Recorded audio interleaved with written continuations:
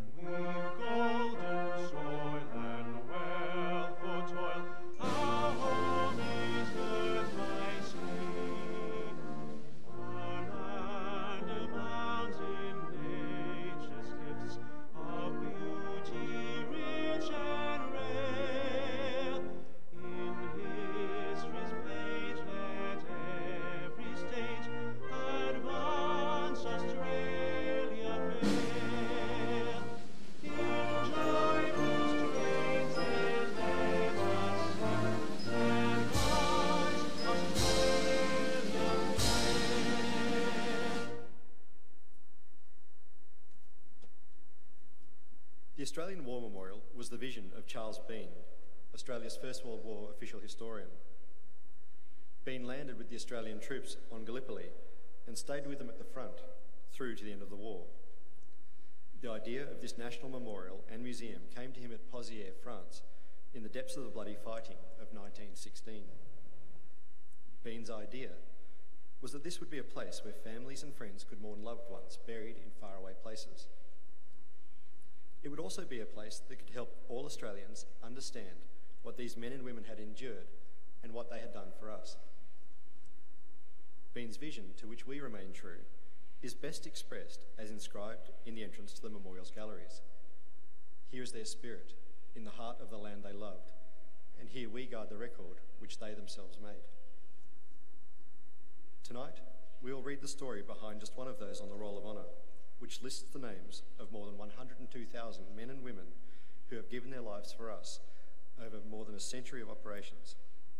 But first we present a lament, Flowers of the Forest. Wreaths or floral tributes will now be laid at the base of the pool of reflection.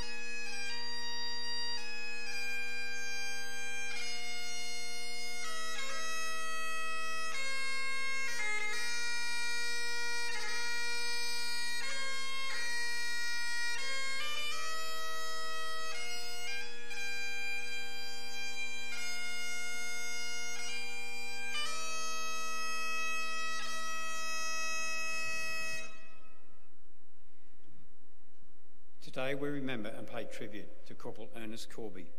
Christopher Ernest Corby was born in 1885, one of 11 children to Rubine and Catherine Corby from Chewina in New South Wales, which is a small town on the southern tablelands. He went by his middle name Ernest, and those who knew him in the small rural community simply referred to him as Ernie. He attended the Chewina State School and afterwards worked as a grazier and a shearer on the family property called Rockdale. Corby enlisted in the Australian Imperial Force at Sydney Town Hall in January 1916, and after a period of training at the military camp in Liverpool, embarked in June 1916 for the training camps in England with a reinforcement group for the 3rd Battalion. After several weeks in the camp on Salisbury Plain in Wilchester, Corby sailed for France and joined the battalion in Belgium. Here it rested in the relatively quiet Ypres sector after taking part in heavy fighting at Pozières and Moquet Farm. Once it had been built up to strength again, the 3rd Battalion returned to the Somme and held the line between the villages of Fleur and Gertencourt during the bitterly cold winter of 1916 to 1917. Corby participated in all the battalion's major actions through 1917, including the advance to the Hindenburg Line in March and April. When British operations shifted north to Belgium, he participated in the attack on Mean Road during the 3rd Battle of Ypres. Corby had, by this stage, been promoted to Lance Corporal, and in October, after fighting at Brunsender, was promoted to Corporal before going on leave to London. He returned to the battalion in November, spending his winter in the now quiet sector near the town of Messines. The tranquillity, however, of that cold, quiet winter ended in March, when the German army launched its spring offensive in France in an effort to split the British and French armies along the River Somme. Their objective was the city of Amiens, the major rail and logistical hub for the Allies in France, and they also attempted to strike at the rail hub further to the north of Haysbrook. The 3rd Battalion was sent to defend the line between the villages of Moray and Strattonzalia, where on the 14th of April 1918 they fought off a strong, determined German assault near the position known as Gutzner Farm. According to one eyewitness, Corby was rallying his men sometime around 10:30 a.m. when a German bullet struck him in the head and killed him instantly. He was 32 years old. He was buried nearby, along with a number of 3rd Battalion men, but the location of his grave remained unknown. For decades, Corby's name appeared on the Australian National Memorial at Villers-Bretonneux, which records the names of over 10,000 Australians killed in France who have no known grave. But in 2005, a farmer tilling his field near Maurice discovered the skeletal remains of 4 Australian soldiers who had been killed during the First World War. After research and forensic investigation, one of the recovered soldiers was believed to be Ernie Corby. All 4 soldiers were later reinterred at the Otterstone Communal Cemetery Extension in nearby Bayeux. Ernie Corby's name is listed on the Roll of Honour on my right, among almost 62,000 Australians who died while serving in the First World War. His photograph is displayed today beside the pool of reflection. This is but one of many stories of service and sacrifice told here at the Australian War Memorial. We now remember Corporal Christopher Ernest Corby, who gave his life for us, for our freedoms, and in the hope of a better world.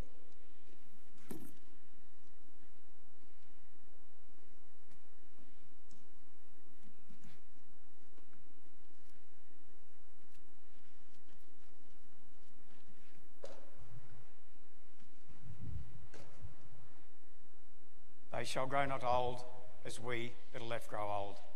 Age shall not weary them, nor the years condemn.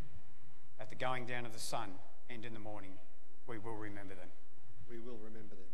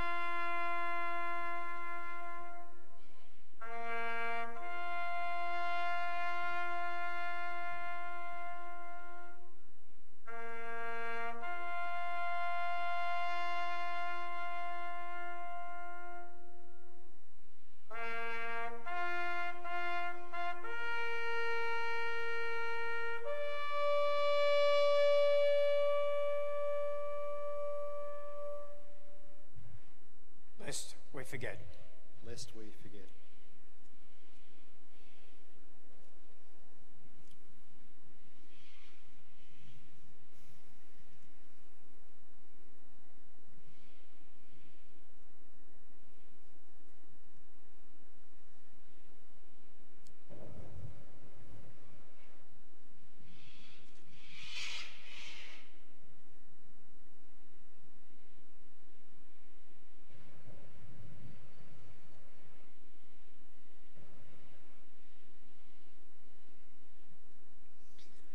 We leave you this evening with the words of the memorial's founder, Charles Bean.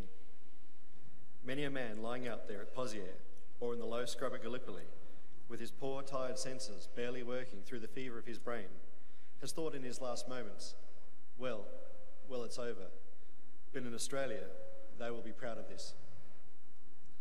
Ladies and gentlemen, girls and boys, that concludes this evening's last post ceremony.